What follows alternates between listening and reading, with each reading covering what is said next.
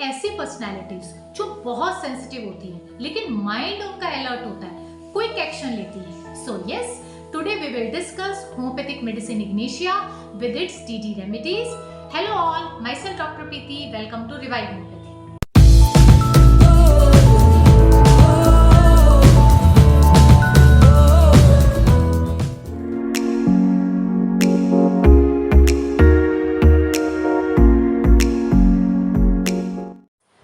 Ignatia amara ये एक plant remedy है। इसको डॉक्टर हैनीमैन ने प्रूव किया था और ये मेडिसिन इस प्लांट की सीड से प्रिपेयर की जाती है। अब इग्नेशिया जैसा कि हम सब देखते हैं कि कॉमनली एक फीमेल रेमेडी है, लेकिन ऐसा नहीं है कि हम इसको मेल में नहीं दे सकते। अगर सिम्टम टोटलिटी मैच हो रही है तो इग्नेशिया मेल को भी दी जाती है, राइट। तो ये पेशेंट चिली रहते हैं, थर्स्टलेस होते हैं, इनकी कंप्लेंट लेफ्ट साइड भी आ सकती है, राइट साइड भी आ सकती है। तो कैसी होती है इग्नेशिया की पर्सनैलिटी, हम एकदम डिटेल से और स्टार्टिंग से समझते हैं। इग्नेशिया के जो चाइल्ड हैं वो बहुत ही माइल्ड और सेंसिटिव रहते हैं। ये बच्चे की एक इमेज होती है good boy good girl image. क्यों? क्योंकि ये जो बच्चे हैं ये अपने पेरेंट्स की सारी बात मानते हैं, पढ़ाई के लिए इनको कभी बोलना नहीं पड़ता और ये अपना टेबल, अपना बैग सब खुद से अरेंज करते हैं। जनरली क्लास में ये टॉप करते हैं, बहुत ही वेल बिहेव्ड, वेल मैनर्ड बच्चे होते हैं। ऐसे बच्चे जब क्लिनिक में भी आएंगे आपके पास तो बहुत अच्छे से बिहेव करेंगे और घर में भी ये अपने आसपास के लोगों की, अपनी फैमिली मेंबर्स की, सबकी बहुत केयर करते हैं। तो जो कोई भी इनसे मिलता है, जो कोई भी इनको देखता है, वो सब यही कहते हैं कि कितना अच्छा बच्चा है, कितना गुड बॉय है, कितनी गुड गर्ल है। तो ये एक इमेज होती है इग्नेशिया चाइल्ड की। नेक्स्ट, प्रिकॉसिटी मीन्स ऐसे बच्चे जो अपनी उम्र से बहुत पहले ही बहुत समझदारी वाली बातें करने लग जाते हैं। जैसे फॉर एग्जांपल एक 5 साल की बच्ची है, आप उससे क्या एक्सपेक्ट करोगे कि वो अपनी डॉल से खेलेगी और अपनी ही दुनिया में मस्त है, या अपनी किसी चीज़ के लिए अपने पेरेंट्स से जिद कर रही है। लेकिन यहाँ जो इग्नेशिया की बच्ची है वो अपनी मदर को देखती है कि उनको हेडेक हो रहा है तो अपनी मदर के पास आएगी, मम्मा मैं आपका सर दबा देती हूँ, आपको कौन सी मेडिसिन चाहिए, जाएगी ड्रॉर से वो उनकी मेडिसिन लेके आएगी, उनको पानी देगी। साथ साथ वो अपने छोटे बच्चे, अब वो जो उसका छोटा भाई है उसका भी ध्यान रख रही है कि उसने कुछ खाया है कि नहीं, उसको फ्रूट काट के ला के देगी, उसको देखेगी कि वो जिन टॉय से खेल रहा है उससे उसको कुछ हार्म तो नहीं हो जाएगी, या कोई टॉय का पार्ट वो मुंह में तो नहीं ले रहा है, तो उस चीज़ को भी पूरे ध्यान से देख रही है। तो ऐसे बच्चे को आप देखोगे तो क्या कहोगे कि ये बच्चा अपनी उम्र से बहुत ज़्यादा समझदारी वाली बातें कर रहा है और बहुत समझदारी की तरह जो है बिहेव कर रहा है। तो ऐसे होते हैं इग्नेशिया के बच्चे, राइट। अब इसके साथ साथ जो है there is one rubric, quick to perceive and rapid in execution means Ignatia अपने आसपास जो हो रहा होता है उसको वो तुरंत समझ लेती है और फिर एकदम से एक्शन लेती है। जैसे फॉर एग्जांपल एक 3 साल की बच्ची है, वो डेली देख रही है अपने फादर को कि वो जब ऑफिस जाते हैं उससे पहले अपनी कीज लेते हैं, अपना वॉलेट लेते हैं और जो है शूज पहन के फिर ऑफिस जाते हैं। अब एक दिन वो देख रही है कि उसके पापा जो है लेट हो गए हैं और वो बोल रहे हैं कि आज तो मेरी बहुत इंपॉर्टेंट मीटिंग थी, मैं लेट हो गया हूँ। तो वो क्या करेगी, तुरंत सिचुएशन को समझ जाएगी और क्या एक्शन लेगी, भाग के जाएगी, पापा की गाड़ी की चाबी ले आएगी, वॉलेट ले आएगी, उनके शूज उनके पास रख देगी कि पापा का टाइम सेव हो जाए, राइट। तो इतने अलर्ट और इतने इंटेलिजेंट रहते हैं इग्नेशिया के child, okay. And there is one more rubric, mildness, bear suffering without outrage, without complaining. So ये जो इतने माइल्ड और सेंसिटिव बच्चे रहते हैं कि इनको अगर कोई भी दुख हो रहा है या कोई परेशानी है या कहीं शरीर में कहीं दर्द है तो ये अपनी कंप्लेन की शिकायत भी नहीं करते, बस चुपचाप उसको सहन करते रहते हैं। पेरेंट्स आकर आपको बताएंगे कि मैम इसको ना स्किन पे बहुत ज़्यादा देखो एलर्जी हो गई है और इतनी इसको ना इचिंग होती है। कई बार हम सोचते हैं कि ये बोलते क्यों नहीं कुछ, ये हमें बताए कि मम्मा इचिंग हो रही है, दर्द हो रहा है, आप कुछ क्रीम लगा दो, लेकिन ये कुछ नहीं बोलती है, बस चुपचाप हमें लगता है कि इसको सहती जा रही है इस परेशानी को। तो इस रूब्रिक के अंदर single Ignatia, this is very important rubric. And one more important rubric is taciturn, indisposed to talk about his sufferings. अब ये जो इग्नेशिया के बच्चे होते हैं ना, ये इतने माइल्ड सेंसिटिव रहते हैं कि इनको जो भी कोई कंप्लेन है या कोई भी सफरिंग होती है ना, ये इसके बारे में बात नहीं करते, बताते नहीं है, ओके। तो अब हमने देखा कि जो इग्नेशिया चाइल्ड है वो माइल्ड है, एक गुड गर्ल इमेज है उसकी, प्रिकॉशियस बच्चे हैं ये। तो इनको कंप्लेन कहाँ से शुरू होती है, तो जब कोई इनको डांट देता है या कोई इनको पनिशमेंट देता है, उसके बाद इग्नेशिया को जो है कंप्लेंट्स आने शुरू हो जाती है, sensitive to reprimands, ailments from punishment. And one more thing, Ignatia को बहुत जेलसी होती है। जैसे एक बच्ची है, उसको बहुत हाई ग्रेड फीवर है, ठीक है, और पेरेंट्स उसको आपके पास लेके आए हैं, तो ऐसे केसेस में आप हमेशा पूछिए कि कब से है इसको फीवर और क्या हुआ था, कब से स्टार्ट हुआ फीवर। तो जो मदर है उसकी बताएगी कि आज सुबह से तो बिल्कुल ठीक थी, आज इसका रिजल्ट डे था और ये बहुत खुश थी क्योंकि हमेशा जो है ये क्लास में फर्स्ट आती है। लेकिन जैसे इसने क्लास में एंटर करा तो ब्लैक बोर्ड के ऊपर जो टॉपर्स रहते हैं उनके सबके नाम लिखे रहते हैं, तो इसने जाते ही ब्लैक बोर्ड पे देखा कि इसकी रैंक सेकंड थी और इसकी बेस्ट फ्रेंड की जो है रैंक फर्स्ट थी। तो ऐसा फर्स्ट टाइम हुआ है कि ये सेकंड आई है। तो इसने मेरे को बोला कि मम्मी वो जो मेरी फ्रेंड है वो कैसे फर्स्ट आ सकती है, उसने तो इतनी पढ़ाई भी नहीं करी, उससे ज़्यादा तो मैंने पढ़ाई करी है, वो कैसे फर्स्ट आ सकती है। और जब उसकी बेस्ट फ्रेंड इससे मिलने भी आई वहाँ स्कूल में, तो इसने उससे भी ठीक से बात नहीं करी और उसके बाद से एकदम चुप चुप हो गई, किसी से बात नहीं कर रही है, ये एकदम शांत हो गई है। और फिर जब घर आई है उसके बाद से इसको हाई फीवर हो गया। So this is elements from jealousy.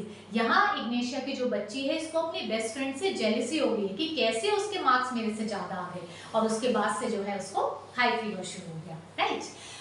One more important rubric is jealousy when the newborn gets all the attention.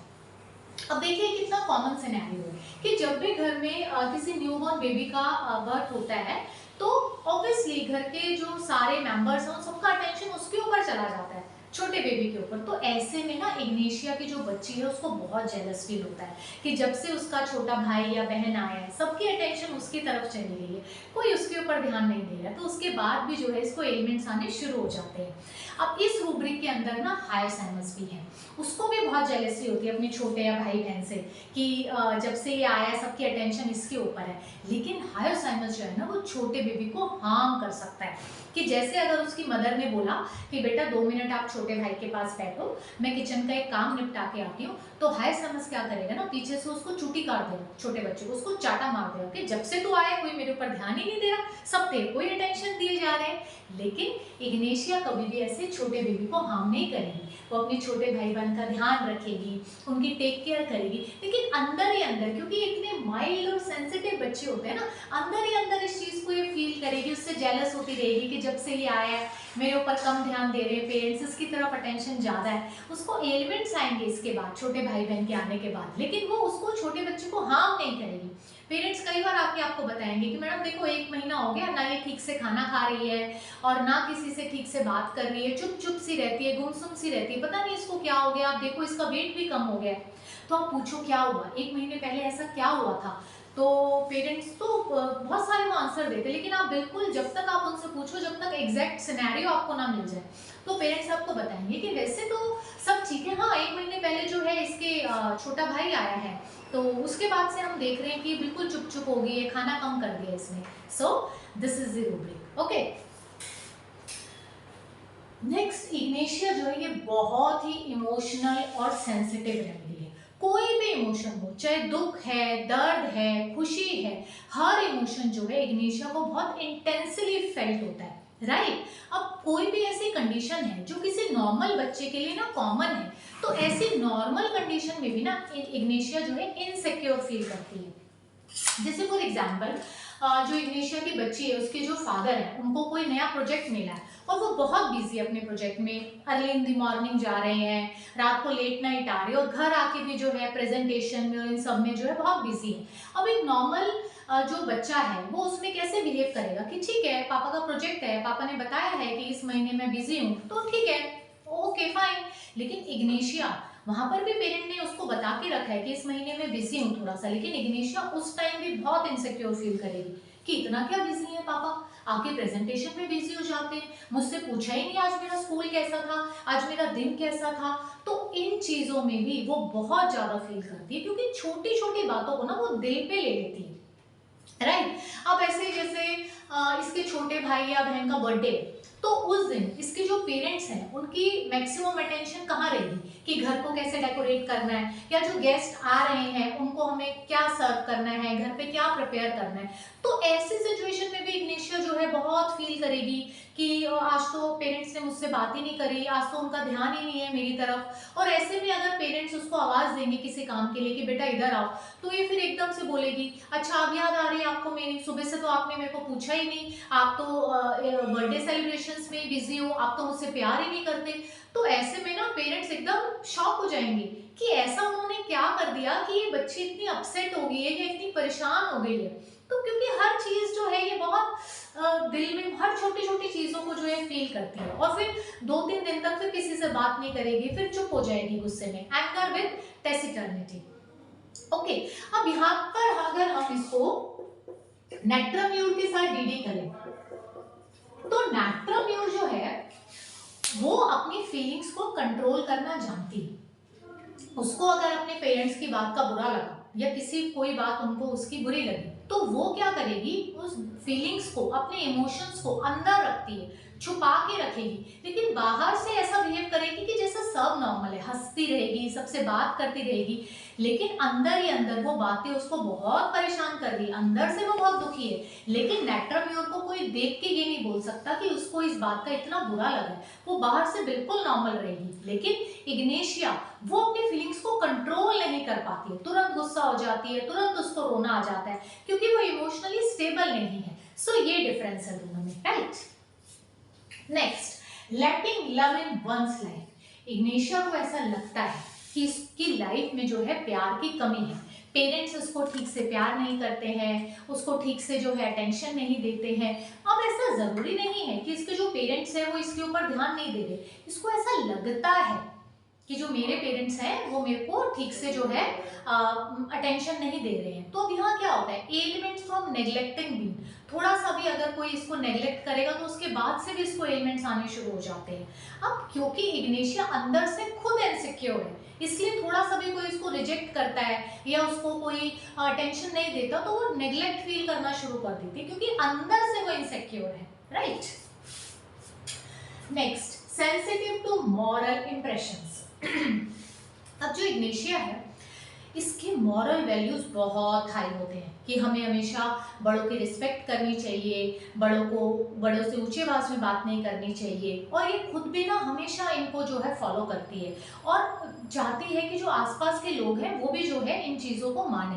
तो ये जो सही और गलत जो बातें हैं ना कि ये चीज़ें सही हैं, हमें बड़ों की रिस्पेक्ट करनी चाहिए, उनसे ऊंची आवाज़ में बोलना गलत है, तो ये सही और गलत का ना इग्नेशिया के माइंड में बहुत चलता रहता है और वो कोशिश करती है कि हमेशा वो सही करे। वो क्लिनिक में भी जब आएगी तो आपको ऐसा बताएगी कि डॉक्टर साहब देखिए, मैं तो अपने इन लॉज के सामने ना हमेशा सर पर पल्ला लेके रखती हूँ, क्योंकि हमारे में ना ऐसा ही होता है, जो हमारी मदर्स हैं और ग्रैंड मदर्स हैं, हमारे में ना ऐसे इन लॉज के सामने बगैर मतलब सर पे चुन्नी करे ना ऐसे सामने नहीं जाते। अब देखो मेरी देवरानी आई है, वो तो जींस टॉप पहनती है उनके सामने, और अभी ससुर जी अगर उनको बोलते हैं कि बेटा एक गिलास पानी दे दो, तो वो क्या बोलती है, आप खुद से ले लो। बताओ डॉक्टर साहब, ऐसे कोई अपने ससुर जी को बोल सकता है सामने से? ये तो गलत है, ऐसा तो नहीं होना चाहिए। तो ये जो सही गलत की लड़ाई है ना, इसमें इग्नेशिया बहुत परेशान रहती है। अगर उसके आसपास भी कोई गलत कर रहा है ना, तो उस चीज को भी वो सोचती रहेगी कि ये क्या है, ये तो गलत है, ऐसा नहीं होना चाहिए, राइट। तो जब ये क्लिनिक में भी आती है ना ये लेडीज, तो बहुत ग्रेसफुल होती है।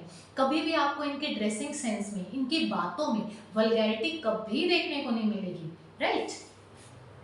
Injustice can not support. अब इग्नेशिया ना तो खुद गलत करती है, ना उसको गलत चीजें बर्दाश्त होती हैं। जैसे फॉर एग्जांपल एक दो एम्प्लॉयज है और दोनों ने सेम मेहनत करी, और जब प्रमोशन का टाइम आया तो बॉस ने जो उनका क्लोज रिलेटिव था उसको प्रमोशन दे दी। तो ये बात इग्नेशिया को पसंद नहीं आएगी कि नहीं ये गलत है, जब दोनों ने सेम मेहनत करी तो दोनों को इक्वल प्रमोशन मिलना चाहिए, ये गलत है। लेकिन स्टार्टिंग में क्या होता है, इग्नेशिया अपनी जो ये ओपिनियन है ये रख नहीं पाती है।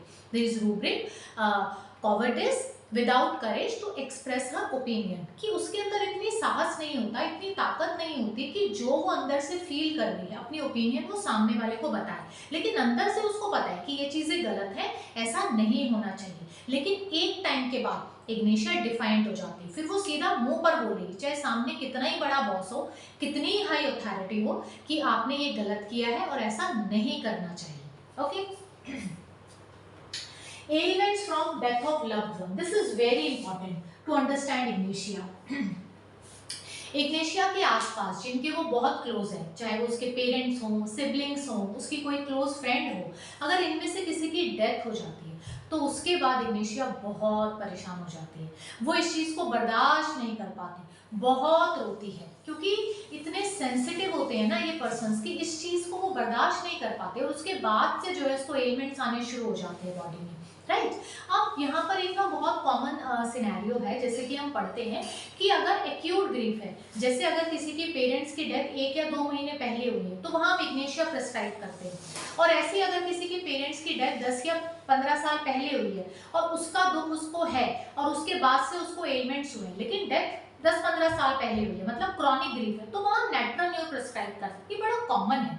लेकिन इसमें आप एक बात समझो कि अगर आप केस टेकिंग ले रहे हो एक लेडी की और उसने बताया कि उसकी जो मदर है उसकी डेथ 10 साल पहले हो गई है, लेकिन जब वो ये बात बता रही है तो एकदम से वो इतना फूट फूट के रोना शुरू कर देगी कि आपको ऐसा लगेगा ही नहीं कि इसकी मदर की डेथ 10 साल पहले हुई है। आपको ऐसा लगेगा, जिस तरीके से वो रो रही है आपके सामने, आपको ऐसा लगेगा कि जैसे कल ही इसकी मदर की डेथ हुई है, क्योंकि ये जो ग्रीफ है, ये जो दुख है, उसके माइंड में अभी भी फ्रेश है, वो इस चीज से उभर ही नहीं पाई, इसी के बारे में कांस्टेंट सोच रही है। तो यहाँ आप उसको इग्नेशिया प्रिस्क्राइब करेंगे। इट डजंट मीन कि उसकी मदर की डेथ 10 साल पहले हुई है, 15 साल पहले हुई है। आप रिएक्शन देखो कि उसका जो रिएक्शन आ रहा है वो बिल्कुल एक्यूट ग्रीफ की तरह आ रहा है, ठीक है, वो उस चीज से उभरी ही नहीं, भूल ही नहीं पाई उसको, तो ये बहुत इंपॉर्टेंट है। Next, elements from disappointed love, ये भी इग्नेशिया के लिए बहुत इंपॉर्टेंट रूब्रिक है। जब भी इग्नेशिया को प्यार में धोखा मिलता है कि वो किसी के ऊपर ट्रस्ट करती है और सामने वाला उसको रिजेक्ट करता है या उसको चीट करता है, उसके बाद इसको बॉडी एलिमेंट्स आने शुरू हो जाते हैं, राइट। उस टाइम ये बहुत रोती है, फूट फूट कर रोती है, सॉबिंग। केस टेकिंग में भी अगर वो आपको बता रही है कि डॉक्टर साहब मैंने उसके ऊपर इतना ट्रस्ट किया था फिर भी उसने मुझे चीट करा, और वो बोलते बोलते इतना रोएगी फूट फूट के, और क्योंकि उसको उसका जो है अपने इमोशंस के ऊपर कंट्रोल नहीं रहता, लेकिन फिर एक टाइम के बाद जब वो उसका वो कंट्रोल आएगा तो फिर वो क्या करेगी, एकदम से नॉर्मल बिहेव करेगी। हाँ डॉक्टर साहब मेरे ना सिर में भी दर्द रहता है, ऐसा बिहेव करेगी कि जैसे वो रोए ही नहीं, जैसे कुछ हुआ ही नहीं, और आप हैरान परेशान रह जाओगे कि अभी 1 मिनट पहले तो कितना रो रही थी और 1 मिनट पहले एकदम ऐसे नॉर्मल बात कर रही है, राइट। तो ये बड़ा इंपॉर्टेंट है। साइन, साइन क्या होता है ना, कई बार हम बहुत काम करके जब थक जाते हैं तो ऐसे लंबी आह भरते हैं, तो इग्नेशिया ना जब उसको इस तरह से दुख मिलता है, बहुत ज्यादा डिसअपॉइंटमेंट मिलता है लोगों से, तो वो थक जाती है, तो उस टाइम जो है वो ऐसे जो है लंबी लंबी आह भरती है। तो केस टेकिंग के दौरान ना बहुत टाइम जो है इग्नेशिया ऐसा साइन करेगी, तो ये भी बहुत इंपॉर्टेंट है इग्नेशिया के लिए। अब इस टाइम जब उसको प्यार में किसी ने धोखा दिया है, डिसअपॉइंटमेंट हुई है वो, या उसको किसी बात का बुरा लग गया और वो रो रही है, उस टाइम अगर आप उसको समझाओगे तो ये चीजें उसको एग्रावेट करेंगी और ज्यादा परेशान होगी वो। कंसोलेशन एग्रावेट, तो उस टाइम क्या है, आप इग्नेशिया को अकेला छोड़ दो, वो अपने आप नॉर्मल हो जाएगी। लेकिन कुछ भी आप सिंपैथी की बात करोगे या उसको कंसोल करने चाहोगे कि चलो कोई नहीं बेटा ऐसा हो गया, ऐसा हो जाता है, तो वो चीजें जो है उसको कंसोल नहीं करेंगी और उसको जो है एग्रावेट करेंगी, तो उस टाइम आप उसको अकेला छोड़ दो। Okay, manage behaviour, this is very important.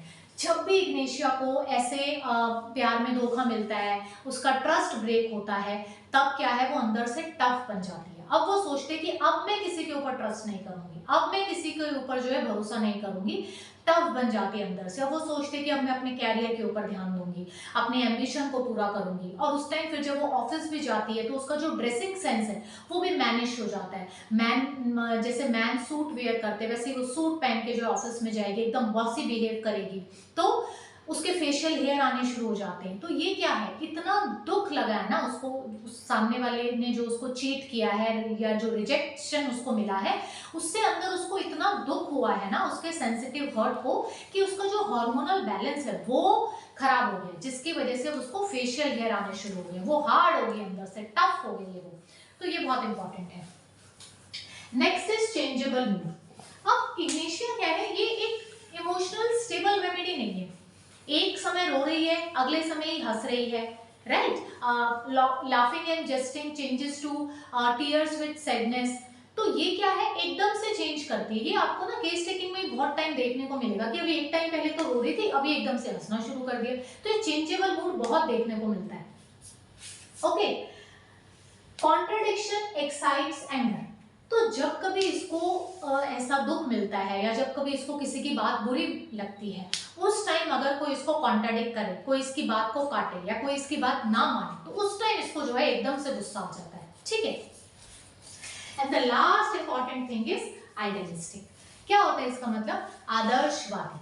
ऐसे लोग जो आदर्शों को बहुत मानते हैं कि हमें हमेशा सच बोलना चाहिए, हमें चोरी नहीं करनी चाहिए, हमें अपना काम ईमानदारी से करना चाहिए, तो ये ऐसे आदर्शों को फॉलो करते हैं और ये चाहते हैं कि आसपास के जो लोग हैं वो भी ऐसा करें। तो लोग इनको देख के ना एग्जाम्पल देना शुरू कर देते हैं, क्योंकि इनके ना इतने हाई मॉरल्स होते हैं कि ये देखो ये अपने पेरेंट्स से कितने अच्छे से रिस्पेक्ट करते हैं, या इसको देखो ये कभी झूठ ही नहीं बोलता है, ये हमेशा सच बोलता है। ठीक है। तो लोग इसको एग्जाम्पल देना शुरू कर देते हैं कि बेटी हो तो ऐसी होनी चाहिए, देखो अपने पेरेंट्स से कितने रिस्पेक्ट कर रही है, या बहू हो तो ऐसी होनी चाहिए, ऐसा लोग इनके एग्जाम्पल देने शुरू कर देते हैं। तो ऐसा ये सोसाइटी में एक एग्जाम्पल सेट करते हैं कि लोग इनको फॉलो करना शुरू कर देते हैं, लोग इनको अपना आदर्श मानते हैं, अपना आइडल मानने लग जाते हैं और इनको फॉलो करते हैं। तो ये है इग्नेशिया की पिक्चर कि इतनी आदर्शवादी होती है कि सब लोग उसको जो है अपना रोल मॉडल मान के उसी को फॉलो करना चाहते हैं। सो ये है ओवरऑल इग्नेशिया की मेंटल पिक्चर। इसके रिगार्डिंग कोई भी क्वेरी है तो आप मेरे को कमेंट सेक्शन में कमेंट